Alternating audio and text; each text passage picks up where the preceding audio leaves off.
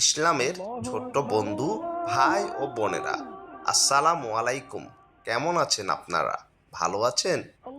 আজ আমি আপনাদের বলবো কোরআনের কিছু ম্যাজিক শব্দের কথা, যা হয়তো আপনাদের অনেকেরই অজানা।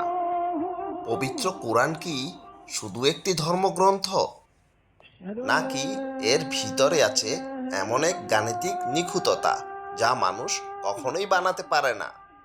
নাম্বার 1, দিন ও মাসের ম্যাজিক। তোমরা কি জানো কোরআনে দিন শব্দটি কতবার এসেছে?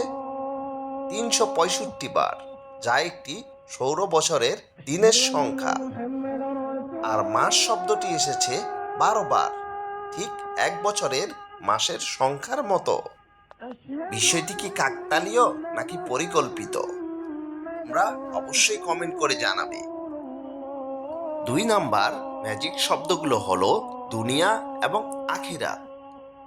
পবিত্র কোরআনে দুনিয়া শব্দটি এসেছে 115 বার এবং আখিরাত শব্দটিও এসেছে 115 বার, অর্থাৎ দুটি জীবন সমান গুরুত্ব দেয়া হয়েছে। নাম্বার 3, ফেরেশতা ও শয়তান। ফেরেশতা শব্দটি এসেছে 88 বার এবং শয়তান শব্দটি এসেছে 88 বার, অর্থাৎ ভালো ও মন্দ সংখ্যাতেও মুখোমুখি। আমাদের 5 নাম্বার ম্যাজিক শব্দগুলো হলো বিশ্বাস এবং অবিশ্বাস। ঈমান, বিশ্বাস শব্দটি এসেছে 25 বার। কুফর, অবিশ্বাস শব্দটি এসেছে 25 বার।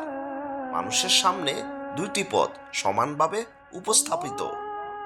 আর 6 নাম্বার ম্যাজিক শব্দগুলো হচ্ছে আল্লাহ, দয়া বনাম শাস্তি। দেখো, শাস্তি শব্দটি পবিত্র কোরআনে 117 বার এসেছে, আর ক্ষমা শব্দটি এসেছে 234 বার, অর্থাৎ শাস্তির দ্বিগুণ। বন্ধুরা, আজকের ভিডিও এ পর্যন্ত। তোমাদের কাছে যদি আমার এই ভিডিও ভালো লেগে থাকে, তাহলে তোমরা লাইক, শেয়ার এবং কমেন্ট করতে ভুলবে না। তোমরা যারা যারা কমেন্ট করবে, পরবর্তী ভিডিওতে তোমাদের কমেন্টগুলো নামসহ উপস্থাপন করা হবে।